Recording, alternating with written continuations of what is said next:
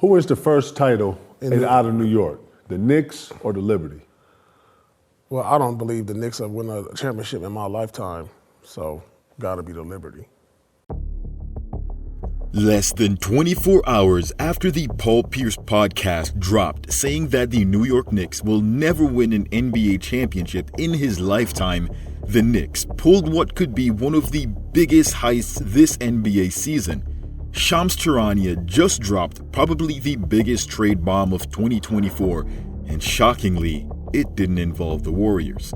Somehow, it seems every team in the NBA that doesn't have Stephen Curry can have multiple stars. But seriously, why couldn't the Warriors have landed the big cat? Hey, what's happening, everyone? This is Swish Culture. For Julius Randle, Dante DiVincenzo, and a first-round pick, the Knicks were able to land one of the league's best shooting bigs. This was as shocking a trade as I've ever seen, at least at this point in the season.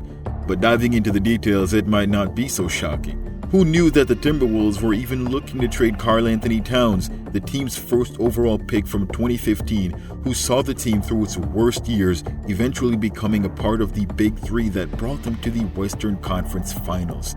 Imagine being the team's franchise player for years, only to log into social media one day to find out you'd been traded after almost a decade.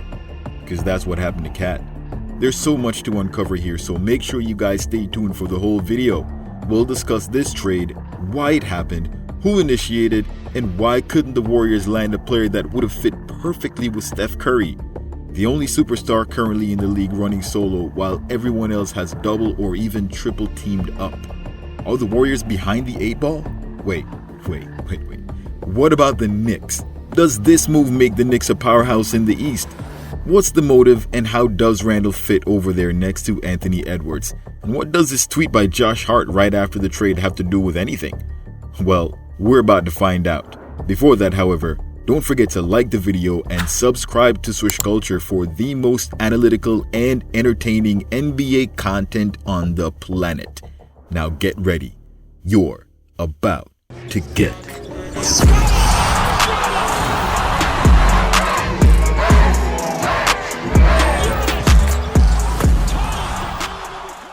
It's a given. Any team that didn't win last year's championship is likely going to be on the trade market looking to improve. So considering neither of the Knicks nor the Timberwolves won, looking to improve is an obvious move. Considering both teams made deep playoff runs last season, improving via trade is the most surefire way to make your team better, or worse. All that is to say that while it was unexpected, this isn't anything unprecedented. So how did all this get started?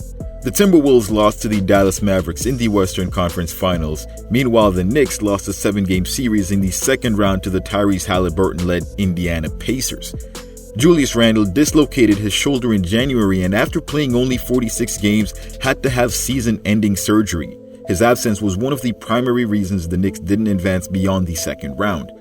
Following the end of the season, the Knicks managed to retain Jalen Brunson on a massive basement bargain hunting deal, and while we knew the general intention of the team, no one knew exactly what the Knicks were planning. Brunson clearly took the pay cut to allow the team to sign another star, so we all knew that much. This was the last salary-shedding move that made sense of what happened a week earlier. Right at the beginning of free agency, the New York Knicks allowed both Isaiah Hartenstein and Alec Burks to walk in free agency. Burks to the Heat and Hartenstein to the Thunder on a 3-year, $87 million payday. The Knicks wanted to retain him, but that price tag at $27 million a year.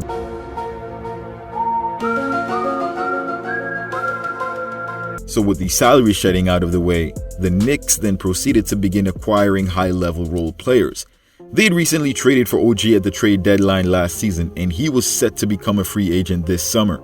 The Knicks locked up OG on a 5-year, $212 million deal to kick off their offseason, after which they went after a trade with the Brooklyn Nets for Mikal Bridges.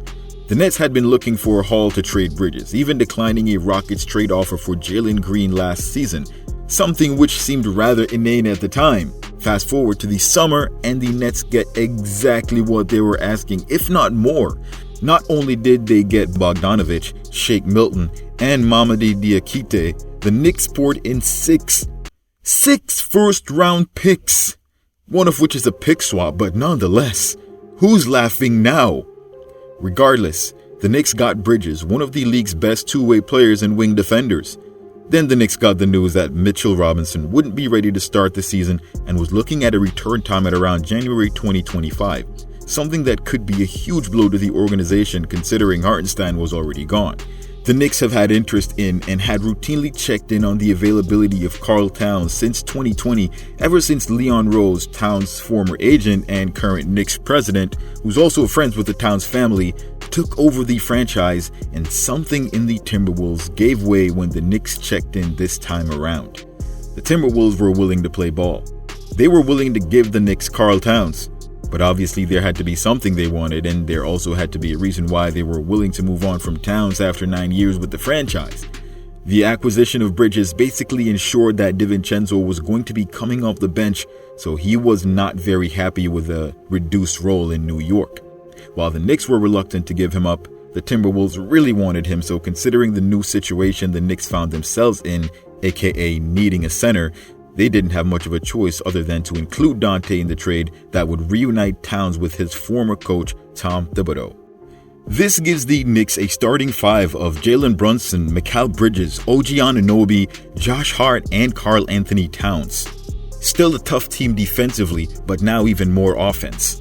A move like this would put the Knicks to be very competitive with the rest of the Eastern Conference elites. I'm talking about the Boston Celtics, Philadelphia 76ers, and the Milwaukee Bucks. So why were the Timberwolves willing to let go of Towns? While they had two max players at the center position, there was hardly much overlap in their games as Towns was a perimeter player mostly. Meanwhile, Rudy Gobert is a walking 3-second violation. There are actually multiple issues with the Timberwolves scenario, and a lot of it revolves around salary. Towns was just recently extended, and this season would see him hit $49 million a year. This amount is 35% of the salary cap, and with Gobert taking up 31% and Edwards taking up 30%, there wasn't much room in the cap to get better and keep all three max players. So again, why Towns? Aside from the fact that he was the only player the Knicks were interested in, the Timberwolves weren't exactly happy with Towns in the playoffs. While some players put up bigger numbers and get better during the playoffs, Towns kind of shrinks away from it and arguably puts up worse numbers in the playoffs. Even when he did put up big numbers, the team still struggled to close out games, as was evident when he put up 62 points, a career high and franchise record on top of an 18-point lead, yet still losing to the non-playoff bound Charlotte Hornets. It seems Towns just is not conducive to winning. This was also evident in the Dallas series, where Towns didn't show up for the first 3 games and allowed Dallas to close them out in 5 during the Western Conference Finals. The Timberwolves also wanted to get better defensively, and they got just that from both Randle and DiVincenzo. So while they lost shooting at the power forward spot, they do still have Naz Reid, who's been one of the team's best stories from the playoffs. They also make up for the lack of shooting somewhat with Dante's ability to space the floor. At over 40% from distance last season on high volume, the Timberwolves have better versatility as they can play Dante at the wing if they need more shooting, or more likely behind Edwards. At the end of the day, however, this gives the Timberwolves salary cap flexibility, as it was going to be too expensive to afford Edwards, Towns, and Gobert. Needless to say, Cat was shocked when he found out about the trade. He had just been in the Timberwolves training facility getting ready for preseason and had nothing but this to say in response. The Timberwolves' new lineup should be pretty interesting to say the least. I'm not quite sure how they expect to address the reduced spacing on the floor, considering Julius Randle shoots 31%. Josh Hart later posted a tweet seemingly related to the trade. However, after realizing the timing of the tweet and recent news, Hart went on to clarify that he was in fact talking about an unrelated topic, Premier League football. So how come the best shooting bigs in the league became available and the Warriors did not even make an offer? This position has been the biggest weakness for Golden State for years, and this seemed like it would have been a perfect opportunity for Golden State to reunite Wiggins with his former teammate Karl-Anthony Towns. Not only that, but a superstar player to go alongside Steph would have done wonders to help the team, right? So how and why would the Warriors let this opportunity slip if the Timberwolves were in fact shopping Towns? The Warriors would have at least known about it had they inquired. As a matter of fact, Charlie Walter of the Locked On Warriors podcast discussed the potential trade for the Warriors in acquiring Karl-Anthony Towns just about a week ago. Considering that the Wolves took Randle and DiVincenzo, A Warriors package could have revolved around Jonathan Kuminga and include Moses Moody, Andrew Wiggins, and Kevon Looney. A third team would likely have to be involved to make the salaries work, considering the Timberwolves are a second apron team. However, that would likely be the best offer the Warriors roll with. Would the Timberwolves have accepted an offer like this? Considering what I'm hearing about Wiggins' offseason, how he looks, and what he might have in store for the Warriors, this is something the Timberwolves should jump all over. The only problem here is the unknown with Kuminga and Moody as far as the Timberwolves are concerned. Both Moody and Kuminga are going into their fourth years, and JK is looking to make a second leap, while Moody has a lot of unexplored talent left on the table. If these players are to make the expected leaps, however, wouldn't it be better if they stayed with the Warriors? If the Wolves had accepted this potential offer from the Warriors, we'd see a lineup of Curry, Pods, Kyle, Draymond, and Cat to fill out the five, with Trace coming in for backup minutes. With both Kuminga and Wiggins gone in that trade, Anderson would be next in line for the Warriors. Golden State would then save money on offering JK and Moody contract extensions while putting up one of the best offensive centers in the league next to Stephen Curry. Ideally, Kerr would prefer a third defender next to Anderson and Draymond. However, the offense between Curry and Cat plus the floor spacing should make scoring inside easy for Kyle. Although unfortunately, Draymond won't be able to take as much advantage of the spacing as a player like, let's say, Jonathan Kuminga would.